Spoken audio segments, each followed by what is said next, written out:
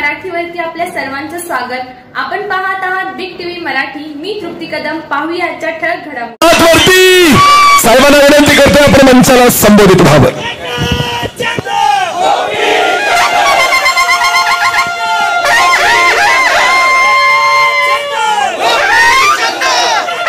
तुतारी वाजते।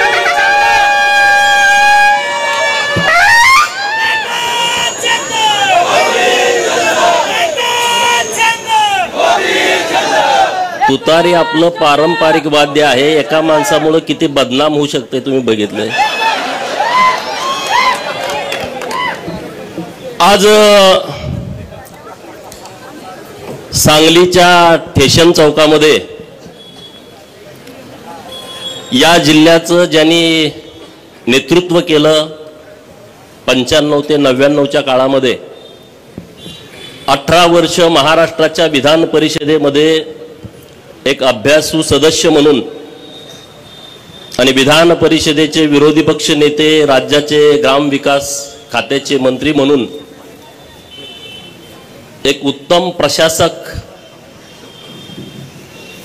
फरडा वक्ता आणि रोखठोक भूमिका मांडण्यामध्ये ज्यांचं महाराष्ट्रभर नाव आहे असे आपल्या सर्वांचे आदरणीय माननीय अण्णासाहेब डांगे साहेबांच्या प्रमुख उपस्थितीमध्ये सांगली विधानसभा मतदारसंघाचे तिसऱ्यांदा आमदार म्हणून निवडून आलेले सुधीरदादा, महाराष्ट्राच्या आणि देशाच्या इतिहासामध्ये एकच विधानसभा, एकच पक्ष आणि 55 वर्ष आमदार म्हणून ज्यांनी प्रतिनिधित्व केलं, महाराष्ट्राच्या विधानसभेमध्ये आदर्श व्यक्तिमत्व म्हणून ज्यांची ख्याती आहे असे स्वर्गीय डॉक्टर गणपतराव देशमुख साहेब यांचे नातू डॉक्टर बाबासाहेब देशमुख हे सांगोला विधानसभा मतदारसंघातून निवडून आले म्हणून त्यांचा आणि गेली अनेक वर्ष तुम्हाला वाटत होतं की मी एकदा तरी जनतेतनं निवडून यावं म्हणून सातत्यानं जेवढा संघर्ष मी केला त्याच्यापेक्षा जास्तीचा संघर्ष तुम्ही केलाय। हा गोपीचंद पडळकरचा सत्कार मी समजत नाही। ज्यांच्या मनगटामध्ये बळ आहे, ज्यांना अन्यायाच्या विरोधामध्ये लढू वाटतंय मनातून, अशा तुम्हा सर्वांचा हा सन्मान आहे असं माझं म्हणणं आहे, असं माझं मत आहे। सांगलीच्या या स्टेशन चौकामध्ये अनेक ऐतिहासिक सभा झालेल्या आहेत। या सभांमध्ये तुम्ही अनेक वेळा असाल, माझे पत्रकार मित्र अनेक वेळा असतील, व्यासपीठावरील मान्यवर मंडळी अनेक वेळा असतील। मी पण काही वेळा इथं प्रचाराच्या निमित्तानं असेल, पक्षाची भूमिका मांडण्याच्या निमित्तानं असेल, मी अनेक वेळा या चौकामध्ये बोललोय। परंतु या चौकामध्ये जनतेतून निवडून आल्याच्या नंतर आमचा सन्मान होईल असं कधी वाटत नव्हतं, पण आज ते प्रत्यक्षात आलेलं आहे आणि ते पण इतक्या भव्य दिव्यतेनं। एखाद्या मंत्र्याचा पण सत्कार असा होणार नाही असा आमच्या तिघांचा सत्कार तुम्ही केलेला आहे, त्याबद्दल मी तुमचं मनापासून आभार व्यक्त करतो। ही सांगली आहे, अण्णाभाऊ साठे यांच्या लेखणीला धार देणारी ही सांगली आहे। छत्रपती शिवाजी महाराजांच्या स्वराज्य निर्मितीमध्ये ज्यांनी अत्यंत महत्त्वाची भूमिका मांडली त्या भैरजी नायकांची ही सांगली आहे।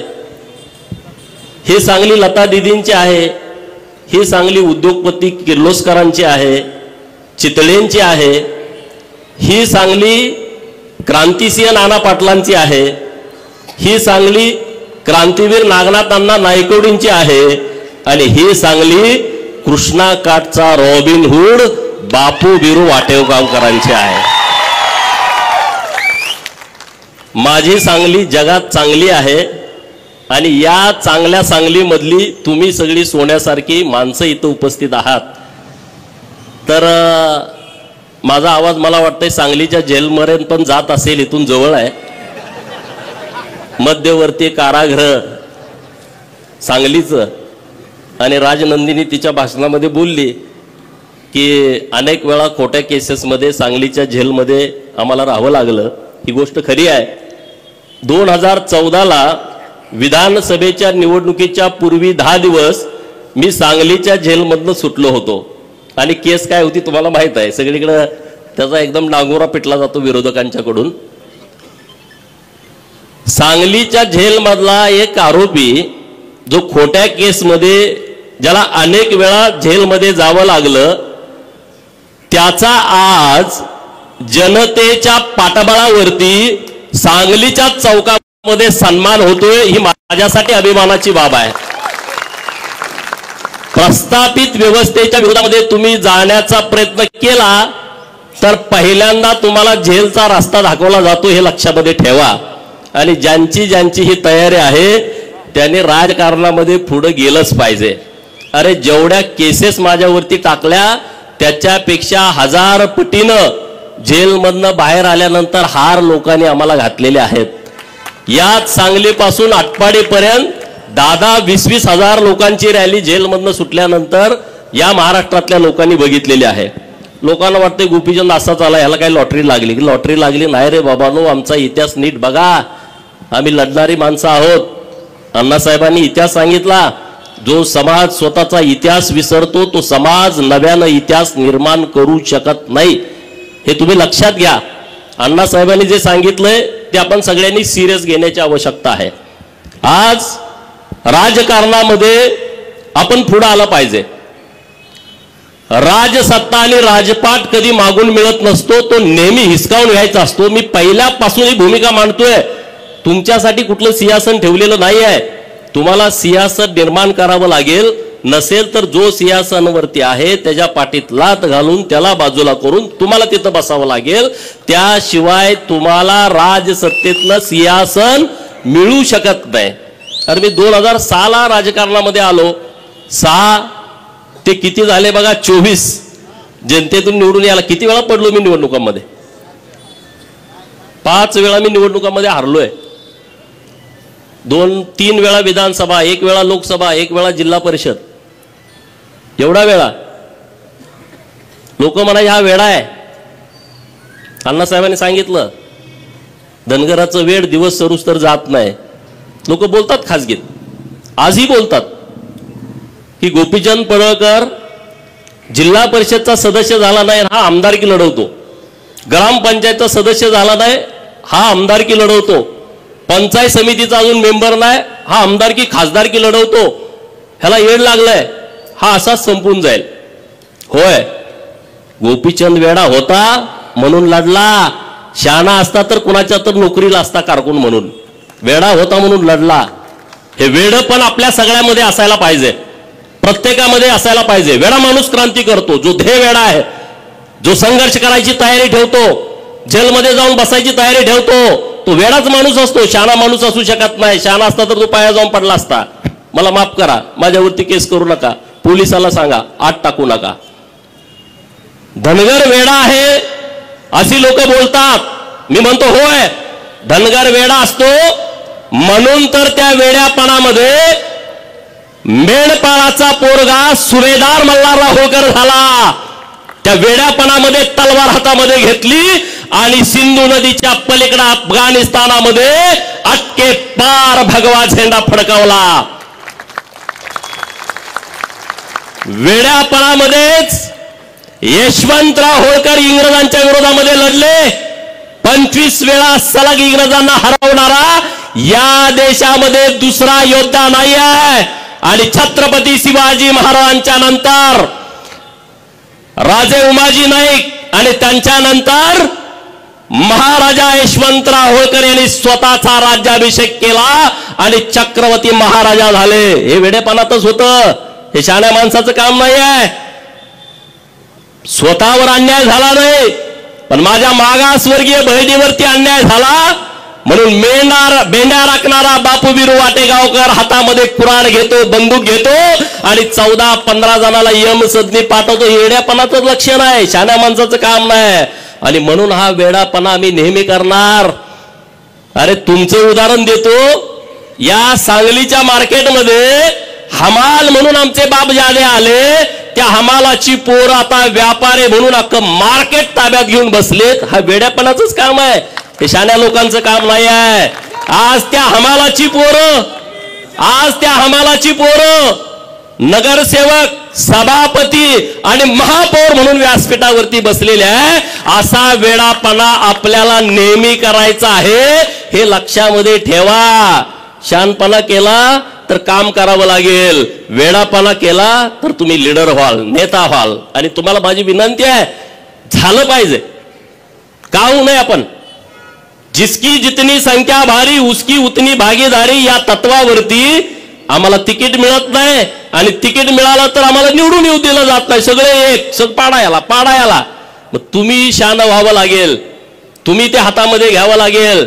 आज जतच्या जनतेला मी मनापासून धन्यवाद देतो की त्यांनी आज ही माझी सत्काराची वेळ आणली, नाहीतर ते शक्य नव्हतं.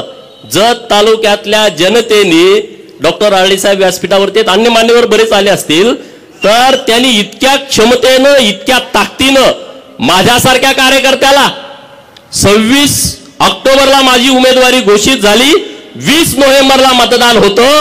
भाजपमधले काही लोक ताकदीनं विरोधामध्ये भूमिका मांडत होते, हा बाहेरचा आहे, हा परका आहे, भूमिपुत्र नाही आहे. अशा काळामध्ये तालुक्यातली जनता माझ्या पाठीमागं ठामपणे उभं राहिली. मी जतकरांना मनापासून धन्यवाद देतो. आणि मी त्यांना जो शब्द दिलाय विधानसभेच्या प्रचारामध्ये, तो प्रत्येक शब्द आणि शब्द पूर्ण करण्यासाठी पुढची 5 वर्ष मी रात्रंदिवस मेहनत घेईल. आणि त्याबरोबर महाराष्ट्रातले काही विषय असतील, महाराष्ट्रातले काही प्रश्न असतील, तर त्याच्यासाठी पण काम करेन ना. अरे किती आम्ही लढलोय, आमचं कौतुक आम्ही करतोय अशातला भाग नाही. अनेक विषय मी विधान परिषदेचा आमदार झाल्यानंतर सभागृहामध्ये घेतले. सांगलीमधले महानगरपालिकामध्ये बदली कामगार आहेत, मानधनवर्ती कामगार आहेत, 1200च्या वर आहेत. मला भेटले मंत्रालयामध्ये, पप्पू डोंगरे साहेब होते, सुधीर दादा होते, की बाबा असा असा प्रश्न आहे. आम्ही लावून धरला. त्या लोकांचा प्रश्न ऑर्डर पर्यंत आला, परंतु एक सचिवानं मेक मारून ठेवली, तो आमच्या हिताचा नव्हता. म्हणून आम्ही त्यांना सांगितलं थांबवा, परत आमचं सरकार येणार आहे, आम्ही परत दुरुस्ती करून घेतो. एखाद्याचं प्रामाणिकपणे काम केल्याच्या नंतर लोक जाणीव कशी ठेवतात बघा. आता इथं चिंगा काकू आली, मला दिसली स्टेजवरनं, त्यांच्या बरोबरच्या सगळ्या सफाई कामगार भगिनी आहेत, नटून थटून आल्या चिंगा काकू.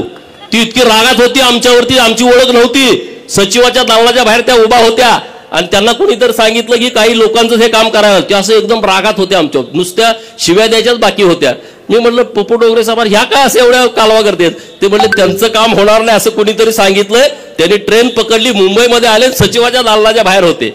चिंगा काकू आज इथं आलाय तुम्ही, मी तुम्हाला मनापासून धन्यवाद देतो. आणि शब्द पण तुम्हाला देतो. सुधीर दादा इथं आहेत, मी आहे, सुरेश भाऊ खाडे, आम्ही तिघं मिळून तुमचं काम आम्ही केल्याशिवाय राहणार नाही. सांगायचं तात्पर्य काय, लोक का जुळत गेली? प्रत्येक विषयावरती आम्ही भूमिका मांडली आहे.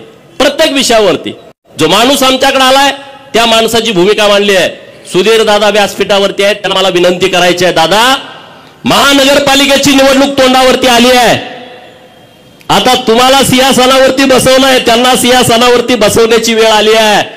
मी तुम्हाला विनंती करतो, या सगळ्या उपेक्षित लोकांना तुम्ही उमेदवारी द्या.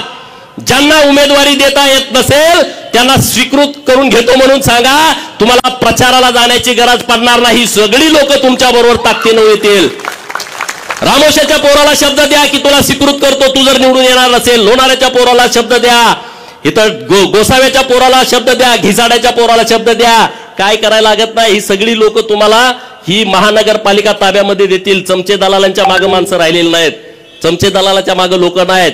ही जी गोरगरीब लोक आहेत ना, ती पूर्ण क्षमतेनं तुमच्या बाजूने उभा राहणार आहेत. आणि तुमच्या ताब्यामध्ये परत एकदा महानगरपालिका देऊन या सांगली, मिरज आणि कुपवाडचं कल्याण करायचं आहे. त्यासाठी आम्ही तुमच्या बाजूने ठामपणे उभं राहू. तुम्ही आमच्या सगळ्यांच्या पाठीमागे ताकद उभी करा. तुम्ही अगोदर करताच, त्याबद्दल दुमत नाही आहे. अनेक नगरसेवक झालेले आहेत, इथं दिनकर तात्या आहेत, पृथ्वीराज भैया आहेत, सगळे व्यासपीठावर मान्यवर मंडळी आहेत की जे निर्णय प्रक्रियेमध्ये आहेत. तर तुमच्याकडून आमच्या अपेक्षा आहेत, तुम्ही आम्हाला सन्मान द्या.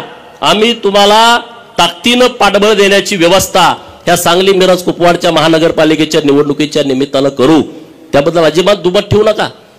हा सांगली जिल्हा 2 पुढाऱ्यांचा आहे, असं एक वारंवार वारंवार वारंवार म्हटलं जातं, नावं घेत नाही. हा सांगली जिल्हा यांच्या विचाराचा आहे. अरे विचार 5 मिनिटं सांगा ना व्यासपीठावर येऊ, त्यांचा विचार नेमका काय होता आम्हाला कळू द्या. काय विचार होता?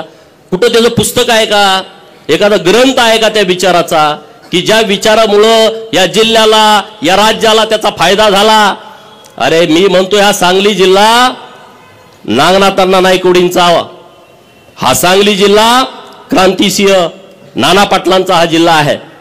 हा जिल्हा 12 बलुतेदाराचा, 18 पगड जातीच्या लोकांचा, शेतकऱ्यांचा, कष्टकऱ्यांचा, गरीब मराठ्यांचा जिल्हा आहे. आणि त्यामुळं ह्या जिल्ह्यामध्ये परिवर्तन झालं पाहिजे. नुसतं राजकीय नाही, सामाजिक असलं पाहिजे, विकासात्मक राजकारण असलं पाहिजे, ते परिवर्तन झालं पाहिजे. आणि म्हणून तुम्ही जो आज आमचा सन्मान घेतलाय तिघांचा, त्या सन्मानानं आमची जबाबदारी वाढली आहे. निश्चितपणे तुम्हाला सांगतोय, सांगलीच्या ज्या अपेक्षा आहेत, अरे सांगलीमध्ये कुपवाड MIDC किती वर्षापासून तयार झाली, नवीन काय तिथं झालं का? नाही. मार्केट कमिटीमध्ये व्यापाऱ्यांना जागा नाही, नवीन काय प्रयोग झाला का? अरे ती मार्केट कमिटी भ्रष्टाचारानं अशी बरबटली आहे, जागा घेतली त्यात भ्रष्टाचार. काय तुमचं व्हिजन पाहिजे सांगली मार्केट कमिटीचं? अरे इथल्या व्यापाऱ्यांना जागा नाही, 100-200 एकर जागा घेतली, डेव्हलपमेंट केलं आणि व्यापाऱ्यांना ती उपलब्ध करून दिली. कर्नाटक आपल्या बाजूला आहे, कर्नाटकातून लोक येत आहेत आणि त्या मार्केट कमिटीचा विस्तार केला नाही. कोंबडी कापून खायची ही जी ह्या लोकांची सवय आहे आणि त्याला पाठबळ मिळतंय. कारवाई होणं अपेक्षित होतं, कारवाई झाली नाही. मार्केट कमिटीवरती कारवाई होणं अपेक्षित होतं, जिल्हा मध्यवर्ती बँकेवरती कारवाई होत नाही. कारण हा फिरत असतो, नेता त्यांचा पाया पडत असतो अंधारामध्ये, कळत नाही, मॅनेज होतो, मग कारवाई होत नाही. आज सांगली जिल्ह्यामध्ये शेतकऱ्यांची जिल्हा मध्यवर्ती बँक आहे, जी आर्थिक वाहिनी आहे, या बँकेमध्ये प्रचंड मोठा भ्रष्टाचार झाला. 83ची चौकशी झाली, 88ची चौकशी सुरू आहे. अरे आमची मागणी आहे ही चौकशी पूर्ण होऊन त्यांच्यावरती कारवाई झाली पाहिजे. आज तुम्ही शेतकऱ्यांच्या दारामध्ये जाता 1 लाख कर्ज थकवल्यावरती आणि इकडे 100 कोटी रुपये तुम्ही काढले, बुडवले, तिकडे कोणी जात नाही. आज महाकाली साखर कारखाना, आटपाडीचा मानगंगा साखर कारखाना, अरे सभासदांनी त्यांच्या सौभाग्यवतीच्या गळ्यातलं डोरलं मोडून तुमची सभासदाची फी भरली. आज इतके वर्ष तुम्ही कारखाना चालवला, 200 150 कोटी रुपये तुम्ही कर्जामध्ये घालवला आणि आता तुम्ही परत बँक म्हणते की आता हे RBIचे नियम आहेत, अमुक आहे, तमुक आहे, त्याचा बाऊ करून तुम्ही ते कारखाना विकायला काढणार आणि त्या पुढाऱ्यांच्या घशामध्ये घालणार. माझे पत्रकार मित्र येत आहेत, माझी त्यांना विनंती आहे, हे कारखाने विकायचे आणि घशात घालायचे यांचे डाव आहेत. आणि कारखाना विकल्यानंतर काय होणार आहे? अरे आटपाडीच्या कारखान्याला 250 एकर जमीन आहे, तिथं 5 लाख रुपये गुंठ्याचा भाव आहे. ते कारखाना घेणार आणि त्यातली 200 एकर जमीन विकून टाकणार आणि खाजगी कारखाना करून टाकणार. जे सुतगिरणीचं झालं तोच प्रकार होणार आहे, महाकाली कारखान्याचं तेच होणार आहे. तर बँकेला माझं अपील आहे, सभासदांचा कारखाना हा सभासदाला राहायला पाहिजे. उद्या तुम्ही विकून ती जमीन विकणार आहे, आता तुम्ही जमीन विकून ती पैसे भरून घ्या आणि तो सभासदांचा कारखाना सभासदाच्या ताब्यामध्ये ठेवा. कशासाठी हे प्रकार करताय? कुणासाठी करताय? अरे हे काय तुमच्या बापजादाची प्रॉपर्टी नाही आहे, हे लोकांची आहे, शेतकऱ्यांची आहे, कष्टकऱ्यांची आहे. त्याच्यावरती तुम्ही डल्ले मारता, त्याच्यावरती तुम्ही अटॅक करता. हे इथून पुढे चालणार नाही. सरकारकडे मी पाठपुरावा करणार आहे आणि सरकारनं जरी पाठीशी घातलं तर सरकार बरोबर सुद्धा या बाबतीमध्ये संघर्ष करायची आमची तयारी असणार आहे. कारण हे सभासदाचे कारखाने आहेत, सभासदाची जमीन आहे. अरे आटपाडीची जमीन तर माझ्या धनगर समाजाची जमीन आहे.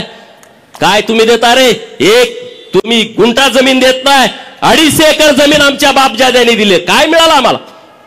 काय त्या कारखान्यामध्ये मिळालं? कामगार म्हणून आणि म्हणे आमच्या बापाचे कारखाने आहेत. महाकाली कारखान्यामध्ये कुणाच्या जमिनी आहेत? या जिल्ह्यातल्या सगळ्या कारखान्याच्या MIDCच्या जमिनी बघा. या 18 पगड जातीच्या, 12 बलुतेदाराच्या, गरीब मराठ्याच्या आणि OBCच्या जमिनी आहेत. कुठल्या पुढाऱ्याच्या रानामध्ये झाला कारखाना? अण्णासाहेबांनी मला एकदा कहाणी सांगितली की त्यांची सुद्धा 400 एकर जमीन एका कारखान्याला गेली आहे. परवा त्यांना भेटायला गेलो तेव्हा सांगितलं. सर्वोदय कारखान्याचं काय झालं? पृथ्वीराज भैया इथं आहेत, संभाजी आप्पा आता हयात नाहीत. आज कष्टाने उभा केलेला कारखाना या बँकेच्या राजकारणामध्ये त्यांनी घशात घातला आणि म्हणून तुम्हाला माझी विनंती आहे, या बँकेच्या राजकारणामध्ये तुम्ही आला पाहिजे, संस्था स्थापन केल्या पाहिजेत आणि मत कुणाला विकलं नाही पाहिजे या बाडग्यांना, नाहीतर त्याचा काही उपयोग होणार नाही. 2 लाख मिळाले 3 लाख मिळाले चालला, त्याचा उपयोग होणार नाही. राजकारणाच्या बाबतीमध्ये मनात चीड असली पाहिजे, ठग असली पाहिजे, लात घालीन तर पाणी काढेल अशी उर्मी प्रत्येकाच्या मनात असली पाहिजे, तर हे घडल. 1 2 3 काम नाही आहे. तुम्ही सगळ्यांनी ठरवलं तर हे घडू शकतं. ही क्षमता, ही ताकद ही तुमच्यामध्ये आहे आणि त्या ताकदीनं आपल्याला पुढे जायचं आहे. आज आम्ही जतकरांना आव्हान केलं होतं की तुम्ही आम्हाला जमीन द्या. 1,500 एकर जमीन दिली. पत्रकार मित्रांना माझी विनंती आहे, अरे या जिल्ह्यामध्ये MIDC ला 1,500 एकर एका जागेवर जमीन कुठंच जिल्ह्यात मिळू शकत नाही. आज ती जतमध्ये मिळाली आहे. आज आमचे राज्याचे नेते मुख्यमंत्री देवाभाऊ दावोसला गेलेत. 4-5 दिवस ते दावोसला असणार आहेत. 7 लाख कोटीच्या वर इन्व्हेस्टमेंट ते महाराष्ट्राला घेऊन येणार आहेत.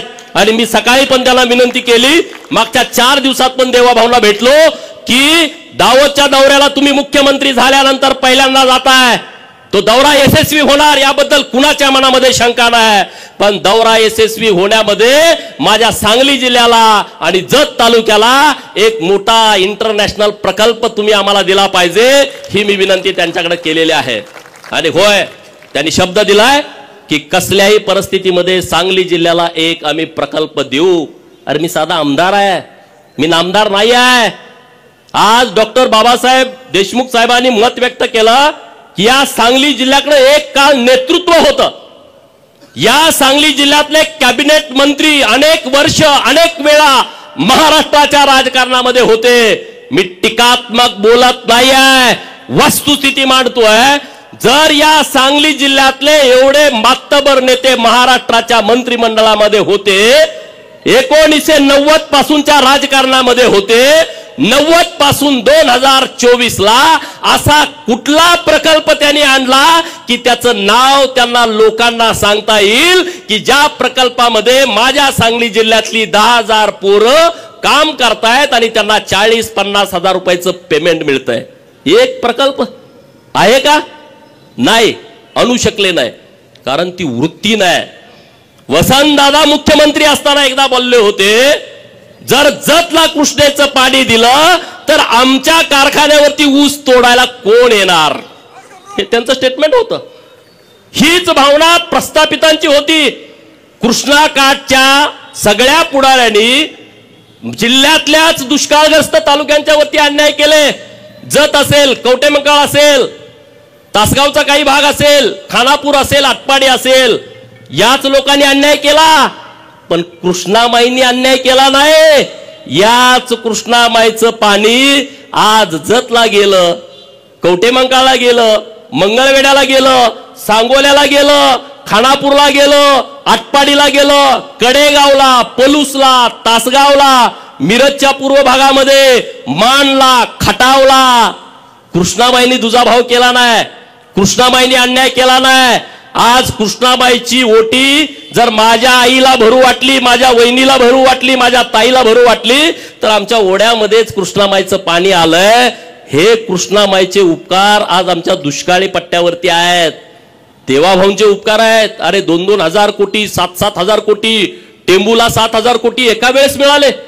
मैशाला सुधारित मैशाळ योजनेला 2,000 कोटी एका वेळेस मिळाले. मंगळवेढा तालुक्यातली 35 गावं दुर्लक्षित होती, काळ्या खुट्ट जमिनी आहेत. आज तिथं धनगर समाजाची संख्या मोठी आहे, कुणी तिकडे बघितलं नाही. देवेंद्र फडणवीस साहेबांनी 1,000 कोटीची योजना मंजूर केली. समाधान दादा अवताडे यांच्या प्रचारात शब्द दिला होता आणि तो त्यांनी शब्द पूर्ण केला. का नाही इथल्या लोकांना जमलं? जलसंपदा खात्याचे मंत्री होते 2.5 वर्ष. काय केलं तुम्ही? काय भूमिका घेतली? जे काम कार्यकर्ते त्यांच्याकडे करतायत त्यांनाही माझा प्रश्न आहे. नेता दिसायला स्मार्ट आहे, देखणा आहे, बोलतोय, उच्च विद्या विभूषित आहे, तिकडं फॉरेनला जाऊन शिकून आला, पण जिल्ह्याला काय फायदा मिळाला? सांगलीला काय फायदा मिळाला? सांगलीकरांनी अनेक वेळा विश्वास देऊन महानगरपालिका दिली. अरे सुधीरदादांच्या नेतृत्वात तुम्ही दिली महानगरपालिका, इथं बऱ्यापैकी मोठ्या प्रमाणात निधी आणला गेला. तुम्ही या नेत्याकडे महानगरपालिका दिली, तुम्हाला काय मिळालं? काही मिळालं नाही. माझी विनंती आहे तुम्हा सगळ्यांना की तुम्ही ताकदीनं सोबत उभा राहावा. सुधीरदादांच्या सोबत उभा राहा. आम्ही खांद्याला खांदा लावून काम करायला तयार आहोत, कारण सांगली बदलली पाहिजे. अरे मी या सांगलीत कॉलेजला होतो 2000 साली 11-12वीला. 2000 सालची सांगली आणि आताची सांगली काही फरक नाही, काही बदल नाही. माणूस कुठं चुकत नाही, काही भानगड होत नाही. अरे मग ह्याच्याबद्दल कुणीतरी केलं पाहिजे होतं. आमचे सगळे मित्र आहेत, बलराज आहेत, रावसाहेब आहेत, सगळी टीम आहे. तुम्ही पण अनेक वर्ष पत्रकारिता करताय. ह्याच्यावर कुणीतरी बोललं पाहिजे, कुणीतरी लिहिलं पाहिजे. अरे जतला आमच्या गावाला रस्ता नाही आणि तुमच्या पुढाऱ्याच्या गोट्याला डांबरी रस्ता आहे, सिमेंटचा कॉन्क्रीटचा रस्ता आहे. काय तुमच्या बापाचे पैसे आहेत? तुमच्या हातामध्ये सत्ता आली, तुमच्या हातामध्ये जिल्हा नियोजनची समिती आली म्हणून तुम्ही मनमानी करता. अरे दुर्दैव आहे. मी जिल्हा नियोजन समितीला आमदार असताना एक पत्र दिला, माहितीचा अधिकार दिला त्यांना आणि म्हटलं की 1999 पासून हे जेव्हा मंत्री झाले तेव्हापासून जिल्हा नियोजन मधून तुम्ही किती पैसे खर्च केले त्याची यादी द्या. अरे जिल्हा नियोजन मध्ये तुम्ही काम काय केलेत याची यादी कलेक्टर ऑफिसला नाही. ज्याचं बजेट 800 आणि 900 हजार कोटी आपल्या जिल्हा नियोजनचं, त्यांच्याकडे कामं कुठं गेली याची यादी नाही. जर कामाची यादी नसेल 20 वर्षापूर्वीची, अरे इंग्रजांनी इथं बांधलेलं पूल 100 वर्षानंतर पत्र येतंय, ते पूल पडल, तुम्ही नवीन करून घ्या. आणि 20 वर्षापूर्वी, 15 वर्षापूर्वी, 10 वर्षापूर्वी जिल्हा नियोजन मधून तुम्ही किती पैसे खर्च केलेत त्याची यादी जिल्हा नियोजनच्या अधिकाऱ्याकडे नाही. पत्रकार मित्रांना माझी विनंती आहे, तुम्ही सुद्धा माहिती घ्या. मी माहिती दिली तर मला उत्तर दिलं की आमच्याकडे माहिती नाही. ही किती गंभीर बाब आहे बघा. कुणी केला जतवरती अन्याय, कुणी केला आटपाडीवरती अन्याय? याच लोकांनी केलाय. बाहेरचा माणूस आला नाही अन्याय करायला. आणि म्हणून तुम्ही मला निवडून दिलाय जातकरांनी. माझी जबाबदारी जतची तर आहे, पण सांगली जिल्ह्यातल्या उपेक्षित भागामध्ये जिथं जिथं कुठं काम करावं लागेल तिथं तिथं गोपीचंद छातीचा कोट करेल. आणि तुमच्या पुढे एक पाऊल असेल, तुम्ही चिंता करण्याची गरज नाही, अजिबात करायची गरज नाही. आणि राजकारणामध्ये काय भ्यायचं कारणच नसतं. डॉक्टर बाबासाहेब आंबेडकर साहेबांनी आपल्याला इतके अधिकार दिलेले आहेत, तुम्ही कशाला भीताय? काय नाही. ही लढाई काय तुम्हाला बंदूक घेऊन, पिस्तूल घेऊन बॉम्ब गोळा टाकायची लढाई नाही आहे. ही लढाई विचाराची आहे आणि एका बोटाची आहे. ईव्हीएम वरती बोट पटा पटा पटा तुम्हाला काय करायचं करू शकता. तुम्हाला हे तर काय हाणामाऱ्या करायची नाही लढाई. त्यामुळे कुणाला घाबरायचं कारण नाही. आता जिल्ह्यामध्ये एक चांगलं संघटन होण्याची आवश्यकता आहे. कारण 90चे काय टीम होती ती आता राजकारणातून बाहेर पडते, नवीन टीम आली. 90चा आमदार एकटा जयंतराव आहे. 11,000 निवडून आल्यामुळे तो पडल्यासारखा आहे.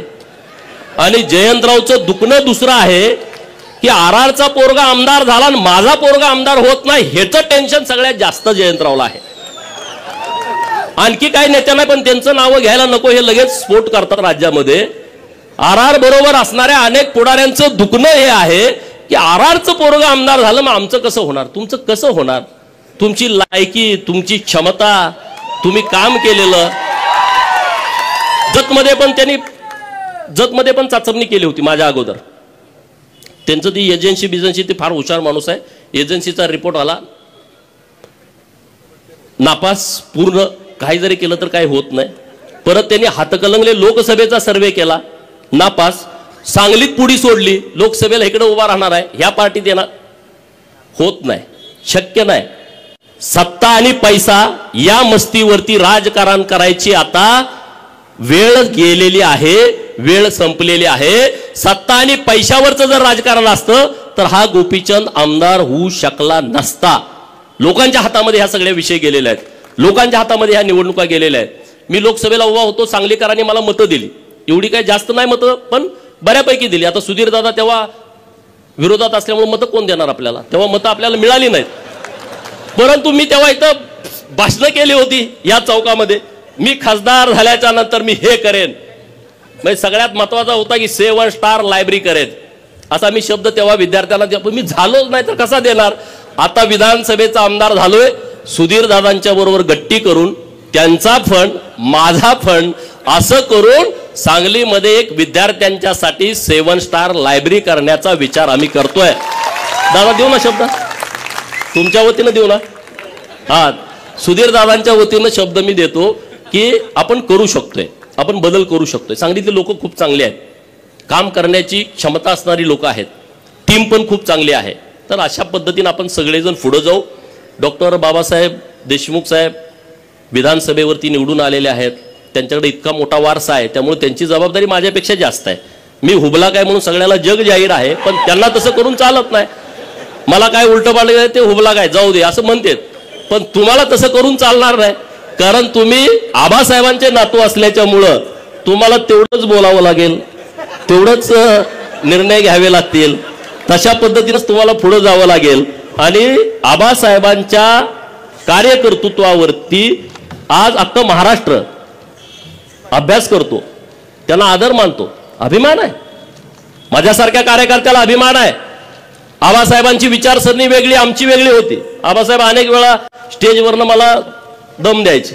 मी एका माणसाविरोधात बोललो, तू बस नाही, मी निघालो म्हणायचे. पण आबासाहेबांच्या बद्दल प्रचंड आदर सगळ्यांच्या मनामध्ये आहे, सगळ्या लोकांच्या मनामध्ये आहे.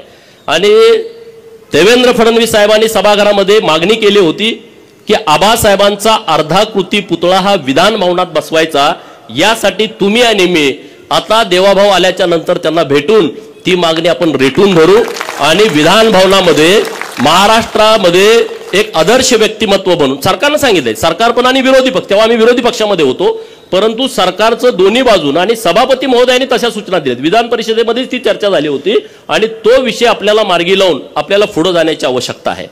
अण्णासाहेबांनी काही विषय आपल्या समोर मांडले की मेंढ्यांची संख्या कमी व्हायला लागली आहे. ही गोष्ट खरी आहे, अडचणी पण आहेत. आता आपल्याला दोन्ही बाजूने चालावं लागेल. आम्ही म्हणलो सरकारनं मेंढ्या द्या, तर काय पोरं म्हणजे तुम्ही आता आम्हाला परत मेंढपाळ करता का? नाही, मतप्रवाह आहेत वेगवेगळे. तर आम्ही दोन्ही बाजूने चाललोय. विद्यार्थ्यांच्यासाठी चांगल्या योजना सरकारच्या माध्यमातून आणलेल्या आहेत.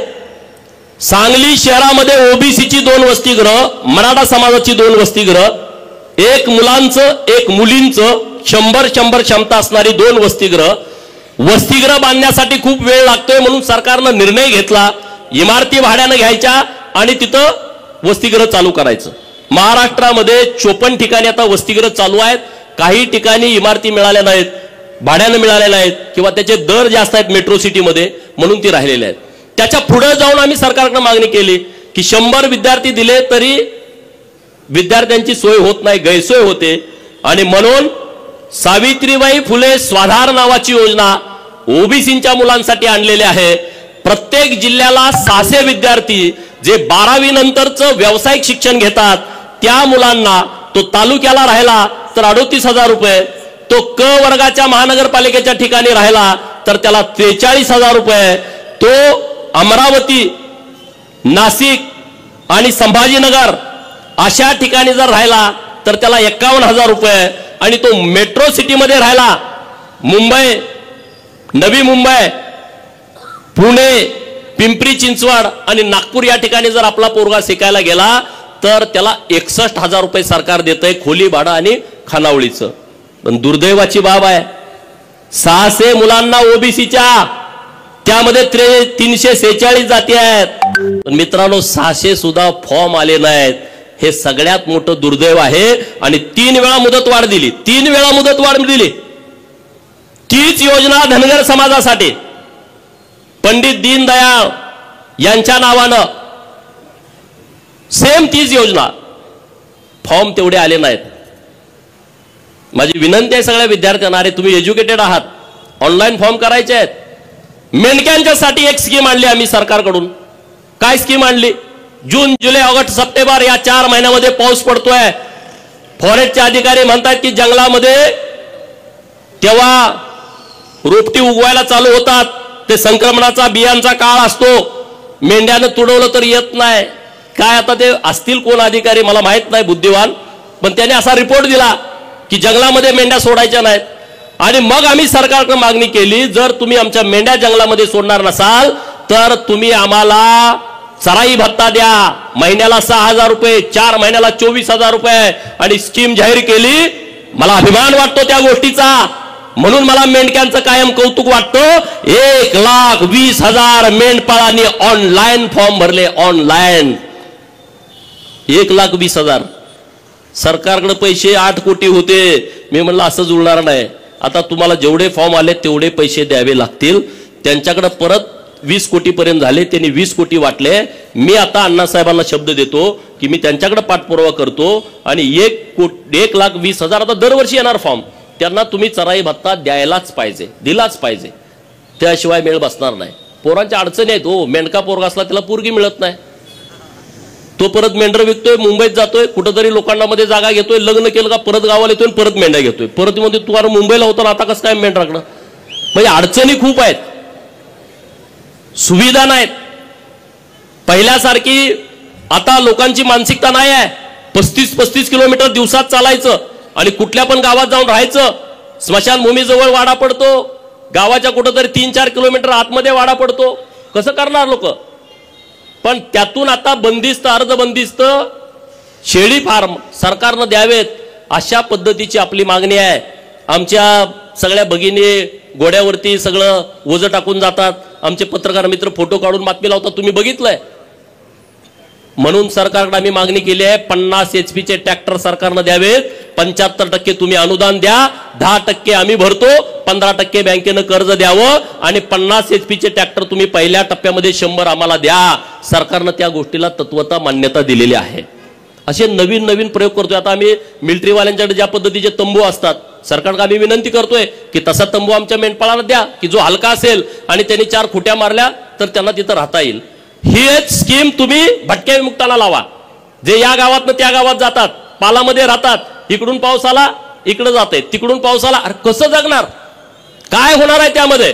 आणि म्हणून तुम्ही मला आमदार केलाय, सरकारकडे पाठपुरावा करतोय. भटक्या विमुक्तांच्यासाठी सरकारनं स्पेशल बजेट मंजूर केलं पाहिजे. आणि मला विश्वास आहे देवाभाऊ मुख्यमंत्री आहेत आणि महाराष्ट्रामध्ये सगळ्यात जास्त सामाजिक न्याय या व्यक्तिमत्वानं दिलाय. आणि मला ठाम विश्वास आहे की त्यांच्या माध्यमातून या सगळ्या भटक्या विमुक्तांच्यासाठी, पालात राहणाऱ्या लोकांच्यासाठी सरकार काहीतरी चांगला निर्णय करेल आणि तो आम्ही तिथं करून घेऊ. तुम्ही आज सत्कार केलाय तर आम्ही कामं केली पाहिजेत ना. आमचा काही मोठेपणा म्हणून आज सत्कार झालेला नाही आहे आणि सत्काराचं भाग्य आमचं सांगलीमध्ये यावं असं आम्हाला कधी वाटत नव्हतं. पण आज ते घडतंय जतकरांच्यामुळं, आज ते घडतंय सांगोलकरांच्यामुळं, बाबासाहेबांचं आणि सांगलीकरांचं जास्तीचं प्रेम सुधीरदादांच्या वरती आहेत. त्यांना 3ऱ्यांदा तुम्ही निवडून दिलेला आहे. त्यामुळे तुम्ही आज आमच्या तिघांचा सत्कार या स्टेशन चौकामध्ये केला. तर इथून पुढं तुम्हाला ज्या अपेक्षा आमच्याकडून आहेत त्याच्यापेक्षा एक पाऊल पुढे जाऊन ताकदीनं, क्षमतेनं, जिल्ह्यात असेल जिल्ह्यात, राज्यात असेल राज्यात, आता संघर्ष करायची वेळ संपलेली आहे. संघर्ष आता जयंतरावनी करू द्या, पण ते करू शकत नाही. संघर्ष करायचं पण रक्तात असावं लागतं. संघर्ष ते करू शकत नाहीत. आता ते विरोधी पक्षात आहेत, त्यांनी करायला पाहिजे आंदोलन, मोर्चा, रस्त्यावर. आम्ही कुठवर यायचं, आम्ही रस्त्यावरच आहे गेली 20 वर्ष. आता नाही, आता आम्ही सत्तेत आलोय. तुम्ही सुद्धा तुमचा मोड बदला, सत्तेत आलोय असं, नाहीतर विरोधी पोस्ट टाकत बसू नका. आपण आता सत्ताधारी आहोत तर आपण काम काय करायचं, तुम्ही सरकारला सांगा हे काम केलं पाहिजे. सरकारकडे तुम्ही ही सूचना द्या, कल्पना मांडा. अरे सामान्य माणसं सुद्धा चांगल्या कल्पना मांडतात आणि त्या कल्पनेनुसार सरकार काम करतं. तशा सूचना तुम्ही द्या, त्या पद्धतीनं सरकार काम करेल. आपलं एक महत्वाचं काम राहिलंय, 2-3 वर्ष झालं प्रयत्न सुरू आहे. महाराजा यशवंतराव होळकर यांचा अश्वारूढ पुतळा महाराष्ट्रातला पहिला हा सांगलीच्या जिल्हाधिकारी कार्यालयासमोर बसवायचा आहे आणि आता त्याची सगळी प्रक्रिया पूर्ण होत आलेली आहे. मुंबईला आता शेवटचं पुतळ्याच्या परवानगीसाठीचं महानगरपालिकेचं पत्र तिथं पोहोचलंय. मंगळवारी बुधवारी आम्ही जाणार आहोत आणि तिथं एक अश्वारूढ पुतळा महाराष्ट्रातला पहिला हा कलेक्टर ऑफिसच्या समोर करायचा आहे. मागं एकदा डॉक्टर स्वप्नील चोपडे इथं आहे, त्यांनी ते कलर केला होता नवीन नाव लिहायला. एकदा कलर केला का काही गाड्यांच्या डोक्यात आणून ती परत तिथं नावच लिहू देणार. स्वप्नीलला नेऊन पोलीस स्टेशनला बसवलं त्याने की नाव लिहायचं नाही. मी म्हणलं का, पोटात दुखते का म्हटलं, काय अडचण होते. आणि मग संघर्ष करून ते यशवंतराव होळकर महाराजा यांचा सांगलीमध्ये चौक आहे. आणि तुम्हाला सांगतोय, जर तुम्हाला राजकर्ती जमात बनायची असेल, महाराजा यशवंतराव होळकर जोपर्यंत तुम्हाला समजणार नाहीत, महाराजा यशवंतराव होळकर यांचं तैलचित्र तुमच्या घरात लागणार नाही, महाराजा यशवंतराव होळकर यांची जयंती गावागावात साजरी होणार नाही, तोपर्यंत तुम्ही राजकर्ती जमात बनवू शकत नाही. म्हणून माझी तुम्हाला विनंती आहे की महाराजा यशवंतराव होळकर यांची जयंती गावागावात साजरी झाली पाहिजे. घोड्यावरचा फोटो तैलचित्र आम्ही नव्यानं प्रकाशित केलंय. तो फोटो तुमच्या घरात प्रत्येकाच्या असला पाहिजे आणि त्यांचा सगळा इतिहास वाचून घ्या. अण्णासाहेबांनी काही पुस्तकं लिहिलेली आहेत, तिकडे सोनवणे सरांनी काही पुस्तकं लिहिलेली आहेत, नास इनामदारांनी झुंज नावाची कादंबरी, हे वाचा तुम्ही. वाचल्याशिवाय काय होणार नाही. नाही तर तुम्ही ह्याच्या मागे पडणार. ते तुम्हाला ही मोठी माणसं, ही मोठी नाहीत लोक. मी अनेक वेळा सांगतो, तुम्ही ऐकत नाही, त्याला माझा नाही इलाज आहे. ही मोठी नाही, बिंडोक लोक आहेत, हे होपलेस लोक आहेत. ह्यांनी काय नाही, आपल्याला ते लांबनं दिसतंय. आपल्याला गेस्ट हाऊसच कधी कळू दिलं नाही, लांबनच बघायचो. हे मोठ्या लोकांसाठी अरे तुमचाही ते, तुम्ही जाऊन बसा की तिथं आयटीत, काय बिघडतंय? आपली प्रॉपर्टी आहे ती, सरकारची प्रॉपर्टी म्हणजे जनतेची प्रॉपर्टी. तुम्हाला ती मोठ्या माणसासाठी आहे, मोठ्या माणसासाठी नाही, तुमच्यासाठी पण आहे. तिथं एकदा जाऊन बसा रो बाबा, जेवा, ऑर्डर द्या, एक दिवस झोपून या ना, तिथं काय बिघडतंय? हा, ती लोकांसाठी आहे. मोठ्या तुम्ही तोपर्यंत ते तुमच्या ताब्यात घेत नाही. कलेक्टर ऑफिसला गेला, भेटाय ना, शिपायात जाऊ ना, धडका मारून जावा ना, साहेबाला जाऊन भेटा, तहसीलदारला जाऊन भेटा. मध्यस्थ शोधताय, मध्यस्थ काय करताय? भीती घालताय तुम्हाला, पैसे घेताय तुमच्याकडून, दलाली करताय, त्याचा उपयोग होत नाही. तुम्ही जावा ना तिथं, लोकांच्यासाठी जावा, गरिबांच्यासाठी जावा. जात पडताळणी ऑफिस आहे इथं, किती लोकांचे दाखले मिळाले नाहीत, जावा ना तिथं, दरडावा ना, बोला. नंदीवाल्याच्या पोराला जातीचा दाखला मिळाला नाही, का नाही मिळाली जात पडताळणी? तुम्ही खडसावा ना तिथं जाऊन. गोसाव्याच्या पोराला का नाही दिलं, डवऱ्याच्या पोराला का दिलं नाही? तुम्ही करा ना मोठ्या भावाची भूमिका. नुसतं भाषण करून उपयोग नाही. मोठ्या भावाची भूमिका ही कृतीतून तुमची दिसली पाहिजे, तर तुम्ही पुढे याल, अन्यथा तुम्ही पुढे येणार नाही. एकटा गोपीचंद, एकटा डॉक्टर बाबासाहेब आमदार होऊन तुमचा प्रश्न मिटत नाही. असे शेकडो आणि हजारो गोपीचंद महाराष्ट्रामध्ये तयार व्हावे लागतील, तेव्हा कुठं तुम्ही या प्रवाहात याल, अन्यथा प्रवाहात येणार नाही. आता जिल्हा नियोजनची सदस्याची नेमणूक होईल. कुठं आहे सरकारचं धोरण? पत्रकार मित्रांच्याकडे माझी विनंती आहे, मी पण मागणी करतोय, जिल्हा नियोजन मध्ये सुद्धा रिझर्वेशन आलं पाहिजे. निमंत्रित सदस्यामध्ये सुताराचं, लोहाराचं, कुंभाराचं पोरग जिल्हा नियोजनचा सदस्य म्हणून कलेक्टर ऑफिसला पालकमंत्र्याच्या समोर बसलं पाहिजे. कधी बसणार? ते नाही बसणार. त्याला माहित नाही, त्याला कल्पना नाही. मला तुम्ही आमदार केलाय आणि मी जत मध्ये जाहीर केलाय आमच्या सगळ्या सहकारी मित्रांची परवानगी घेऊन. ज्या शासकीय कमिट्या आहेत माझ्या जत विधानसभा मतदारसंघामध्ये, ज्या समाजाला कधीच प्रतिनिधित्व मिळालं नाही, ज्याला कधी उमेदवारी मिळाली नाही, त्या समाजातल्या तरुण पोराला तहसीलदारच्या शेजारी बसायचा अधिकार त्या समितीच्या माध्यमातून आम्ही देणार आहे. कलेक्टर ऑफिसला कलेक्टर साहेबाच्या शेजारी बसून चर्चा करण्याचा अधिकार जर मर्याय गाडेवाल्याच्या पोराला जर मला देता आला तर त्या आमदारकीचं सार्थक झालं असं मी समजेन. आणि तशी पोरं मी शोधतोय आणि त्यांना इथं आणून बसवणार आहे. दवड्याची, गडस्याची, लवाराची, कुंभाराची, सुताराची पोरं, नाभिकाची पोरं, मातंग समाजाची, गरीबाची पोरं, ज्यांना कधी सन्मान मिळाला नाही. कमिट्यावर तर टाका की रे, कमिट्यावर पण तुम्ही टाकत नाही. इकडचा मेवणा, तिकडचा पाहुणा, जिल्हा नियोजनवरची यादी काढा. गेल्या 20 वर्षातली कोण आहेत माणसं? एक तर नेता, नेत्याचा चमचा, दुसऱ्याला संधी नाही. आणि म्हणून मी देवाभाऊंच्याकडे मागणी करणार आहे की महाराष्ट्रातल्या जिल्हा नियोजन मध्ये आणि महाराष्ट्रातल्या शासकीय कमिटी आहेत तिथं तरी आम्हाला संधी द्या. आणि ते देऊ शकतात, हेच काहीतरी परिवर्तन करू शकतात. आणि म्हणून असे नवीन नवीन विषय घेऊन आपल्याला पुढे जायचं आहे, नवीन नवीन विषय घेऊन आपल्याला पुढे काम करायचं आहे. अजिबात चिंता करू नका, अजिबात काळजी करू नका. तुमचा जो विषय असेल तो मला सांगा, दादांना सांगा, बाबासाहेबांना सांगा. दादांना सांगितल्यावर डायरेक्ट जाऊन ते काम करून येतील. आम्ही सभागृहात वाजवून काम करून घेऊ. दादांचं आमच्यापेक्षा जास्तीचं चालतं. दादा सिनियर आहेत आणि सगळ्यात महत्वाचे तुम्हाला माहित आहेत, बॅकबोन आहे दादा, त्यामुळं दादांचं सगळं चालतं. त्यामुळं दादांना आमची विनंती आहे की तुम्ही आमचं नेतृत्व करा. आम्ही तुमच्या बरोबर ठामपणे उभं राहू. आतून बाहेरून कुठलाही दगा फटका माझ्याकडून होणार नाही, तो आमचा स्वभाव नाही. कारण होळकरांच्या इतिहासाचा एक आपल्याला कौतुकास्पद घ्यायला पाहिजे. होळकरांनी जेवढ्या लढाई केल्या त्या समोरासमोर सांगून. होळकरांचे किल्ले बघा, वापगावचा किल्ला पुणे जिल्ह्यातला गावात आहे.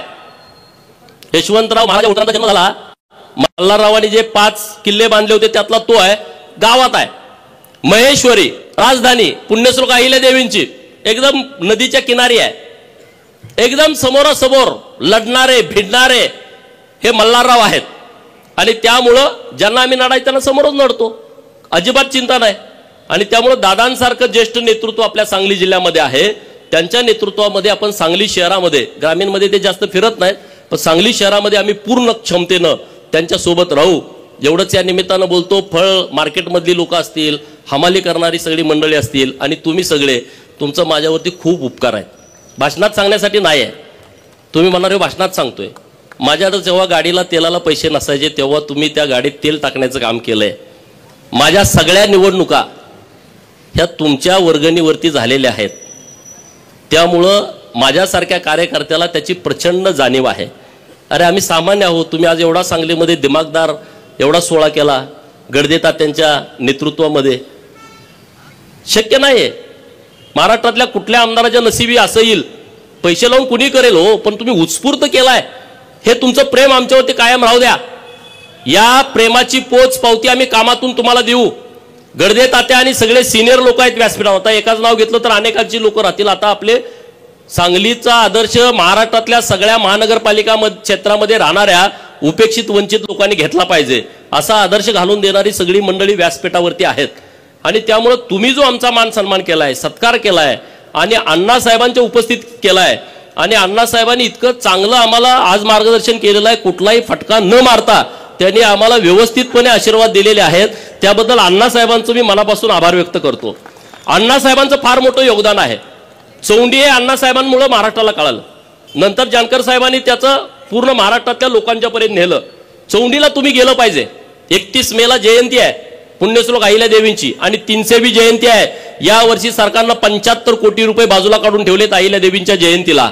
मुख्यमंत्री महोदयांना मी परवा पत्र दिलंय की पुण्यश्लोक अहिल्या देवींची जयंती सरकारनं कशी साजरी करायची त्याची तुम्ही बैठक बोलवा, अण्णासाहेबांना बोलवा, आमच्या सगळ्या लोकप्रतिनिधींना बोलवा, आणि तुम्ही पुढच्या 2 महिन्याचा आराखडा करा. ठीक आहे, 1 दिवसाची पुण्यतिथी होणार नाही, तर 2 महिन्याचा कार्यक्रम होईल. देवाभाऊंनी त्याला मान्यता दिलेली आहे. त्यामुळं हा जयंतीचा कार्यक्रम तुम्ही गावागावामध्ये करा. अरे अहिल्या देवींचं खूप मोठं काम आहे. छत्रपती शिवाजी महाराजांच्या नंतर हिंदवी स्वराज्याचे पताका ही होळकरांनी खांद्यावरती घेतली, अन्य काही सरदारांनी पण घेतली, परंतु अहिल्या देवीने जे काम केलेलं आहे ते काम कुणीच विसरू शकत नाही. हिंदू धर्माच्या रक्षणाचं आणि हिंदू मंदिरांचं जीर्णोद्धाराचं काम हे अहिल्या देवीने इतक्या मोठ्या प्रमाणात केलंय, ते कुणी विसरू शकत नाही. नरेंद्र मोदी साहेबांना मी धन्यवाद देईन. काशी विश्वेश्वराच्या मंदिराचा कॉरिडॉर डेव्हलप केला आणि त्या कॉरिडॉरमध्ये पुण्यश्लोक अहिल्या देवींचा पुतळा त्यांनी तिथं बसवलेला आहे. कुठलाही हिंदू काशी विश्वेश्वराच्या दर्शनासाठी गेला तर त्यांना पुण्यश्लोक अहिल्या देवींचं दर्शन होतंय. शंकराचार्यांचा आहे, भारत मातेचा पुतळा आहे आणि कार्तिक स्वामीचा, असे 4 पुतळे तिथं बसवलेले आहेत. धन्यवाद देईल मी देवाभावना, एकनाथ शिंदे साहेबांना. अरे अहमदनगरचं नाव बदललं, 1 वर्षाच्या आतमध्ये नामांतरण केलं आणि पुण्यश्लोक अहिल्यादेवी नगर केला. हा काही छोटा निर्णय नाही. तुम्हाला त्याचं काही देणं घेणं नसल्यामुळे तुम्हाला त्याचं काही वाटत नाही. अरे डॉक्टर बाबासाहेब आंबेडकरांचं तेव्हाचं औरंगाबाद आणि आताचं संभाजीनगर, त्या विद्यापीठाला नाव देण्याच्या बद्दल किती मोठा संघर्ष झालाय. आपल्या जिल्ह्यातले रामदास आठवले साहेब आहेत, त्यांनी किती मोठा संघर्ष केला होता बघा. वाचा, घरं जाळली, अत्याचार झाले, बलात्कार झाले, मर्डर झाले, तेव्हा विद्यापीठाचं नाव बदललं. सोलापूर विद्यापीठाचं नाव बदललं. तुम्हाला त्याचं सोयरसुतक नाही, तुम्हाला त्याचं देणं घेणं नाही. नुसत्या पुढाऱ्यांना शिव्या, ह्यांनी काय केलं, त्यांनी काय केलं. अरे तुम्ही काहीतरी करा ना, तुम्ही या ना, तुम्ही बोला, भूमिका मांडा. आता सोलापूर विद्यापीठाच्या प्रांगणामध्ये पुण्यश्लोक अहिल्या देवींचं स्मारक तयार झालंय आणि आम्ही आता नरेंद्र मोदी साहेबांना विनंती करतोय देवाभाऊंच्या माध्यमातून की त्या स्मारकाचं उद्घाटन करण्यासाठी स्वतः नरेंद्र मोदी साहेबांनी यावं सोलापूरला. जर तो निर्णय झाला तर तुम्ही सगळे या, वेळ द्या. इकडे अमावस्याला गेलो, तिकडे पौर्णिमा, जावा पण एकदा जावा की दर अमावस्याला कशाला जात आहे. हा, बोकडं कापली 21, बोकडं कापली 20, 15, एक कापा की. आपलं देव मानतोय ना, काय आपल्या विरोधात आहे बिरोबा. हा, मसोवाला बोकाड कापलं, एक कापा ना, बारकं कापा. 8 किलोचं, 7 किलोचं, 50-50 किलोची बकरी, 50-50 किलोची बोकडं बंद करा ना. इकडं या, राजे व्हा. मंत्रालय अजून आम्हाला कुणी दाखवलं नाही. मुख्यमंत्री कुठं बसतात आम्हाला माहित नाही. 2 नंबरचा समाज. आपली ही अवस्था असेल तर गावात राहणाऱ्या छोट्या मायनर समाजाची काय अवस्था असेल विचार करा ना, काय अवस्था असेल. म्हणून जरा परिपक्व व्हा, सोलापूरच्या अहिल्यादेवी विद्यापीठामध्ये स्मारकाचं लोकार्पण आहे, तिथं तुम्ही या. अण्णासाहेबांनी त्यांच्या नेतृत्वामध्ये अहिल्यादेवींचा वाडा तयार केलाय.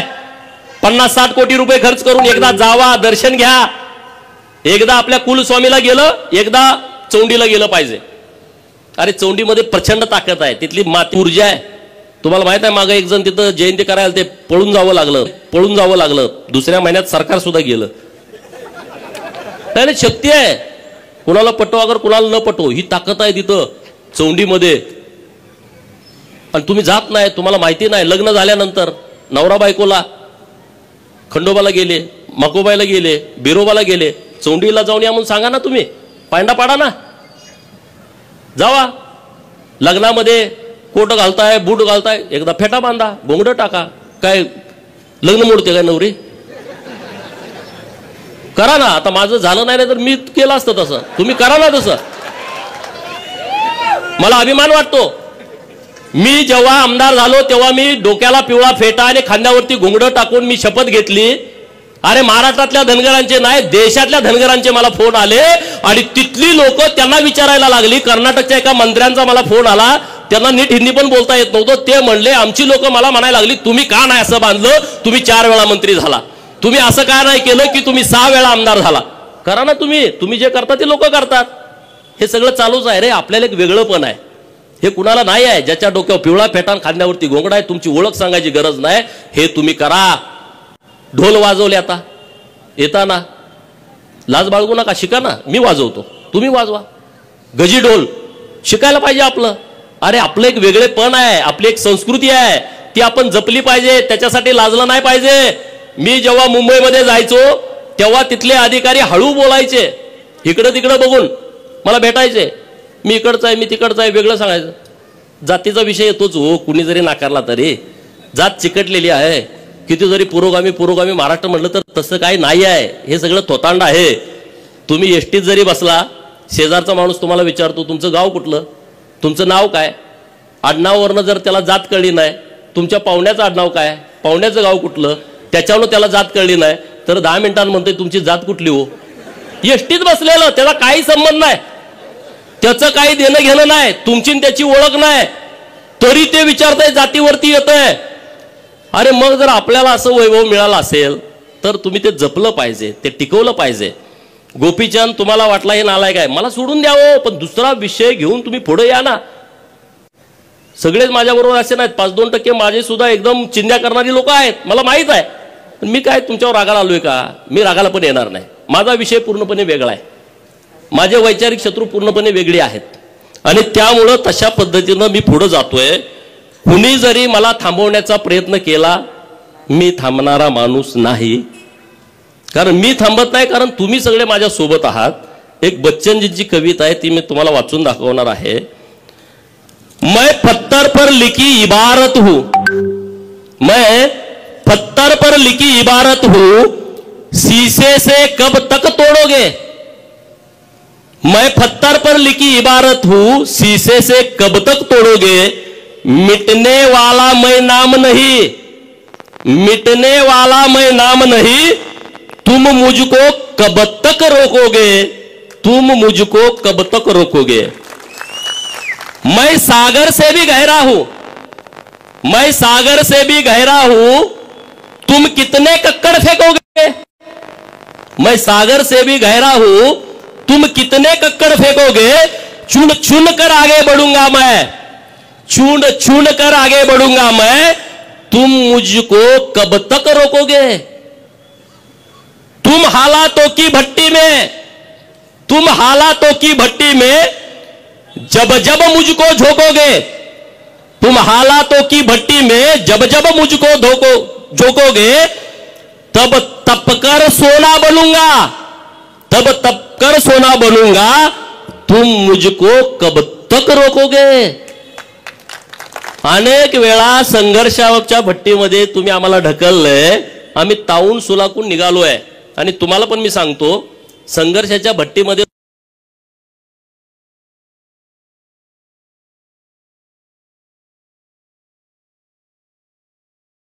जो सन्मान असतो ना, तो जगात कुठंच नसतो, तो जगात कुठंच नसतो. विश्वकर्मा नावाची योजना आली, 12 बलुतेदारांसाठी. कुणाला माहित होतं का 12 बलुतेदार? 18 बलुतेदाराचा कुणी विषय या देशात घेतला होता का? नाही. सरकारची योजना आहे. सांगलीमध्ये जे रस्त्यावरती बसलेत ना लोक, त्यांना त्याच दिवशी 10,000 कर्ज द्यायचं आहे बँकेत गेल्यावर, आधार कार्ड दिल्यावर. किती? 10,000. ते फेडलं का 20,000, ते फेडलं का 30,000, ते फेडलं का 40,000. केंद्रानं ही योजना आणली, आपल्याला माहित पण नाही. तुमच्या गावात कोण असेल मोठ्या शहरामध्ये, त्यांच्यासाठी ही योजना आहे. आपल्या सरकारनं तर खूप योजना केल्यात, खूप महामंडळ केली. आज रामोशी समाजाचं महामंडळ केलंय, लिंगायत समाजाचं महामंडळ केलं, वडार समाजाचं महामंडळ केलं, लोहार समाजाचं महामंडळ केलं, नाभिक समाजाचं महामंडळ केलंय, काशीबा गुरव समाजाचं महामंडळ, छोटा समाज आहे, महामंडळ केलं. अरे आज त्यांचा उपाध्यक्ष होईल, त्याला सुद्धा केला वाटतंय. त्यामुळे तुम्ही चिंता करू नका, तुम्ही आमच्या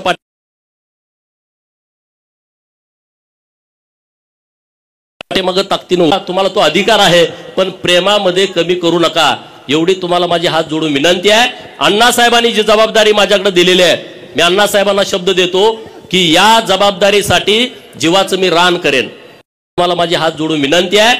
अण्णासाहेबांनी जी जबाबदारी माझ्याकडे दिलेली आहे, मी अण्णासाहेबांना शब्द देतो की या जबाबदारीसाठी जीवाचं मी रान करेन. समाजाच्या प्रश्नासाठी, बहुजनांच्या प्रश्नासाठी, उपेक्षितांच्या प्रश्नासाठी, शेतकरी कष्टकऱ्यांच्या प्रश्नासाठी सभागृहामध्ये मी ही आमदारकी पणाला लावेल. त्याबद्दल तुम्ही अजिबात दुमत करू नका आणि पूर्ण क्षमतेने आपल्याला पुढे जायचं आहे. बदल हा नेहमी होतो. एक वेळ तुम्ही सुद्धा राजकर्ती जमात बनणार आहे सगळी लोक. मी नुसतं धनगर समाजासाठी बोलत नाही. अरे उकिरड्याचा पांग फिटतो, आपल्या घरात आई म्हणते की नाही, उकिरड्यांचा सुद्धा पांग फिटतो. अरे आपण तर अशी धडधाकट सगळी मंडळी आहोत, आपला सुद्धा पांग फिटेल. आमच्या चिंगा काकूचा सुद्धा पांग फिटणार आहे पुढच्या महिन्यामध्ये, फिटणार आहे. काही चिंता करू नका. आणि त्यामुळे इतक्या मोठ्या संख्येनं तुम्ही आला, उपस्थित राहिला, त्याबद्दल मी तुमचं सगळ्यांचं मनपूर्वक आभार मानतो. ज्या सगळ्या लोकांनी यामध्ये काम केलंय, सगळ्यांची नावं घेता आली नसतील, परंतु तुम्ही पूर्ण ताकदीनं इतका भव्य दिव्य देखणा कार्यक्रम घेतला, अख्ख्या सांगलीमध्ये सगळं वातावरण तयार केलंय, त्याबद्दलही तुम्हाला धन्यवाद देतो आणि थांबतो. खूप धन्यवाद साहेब. असे दांडगी इच्छा ज्याची मार्ग तयाला मिळती सत्तर. सगळ्यांना विनंती की कुणी गर्दी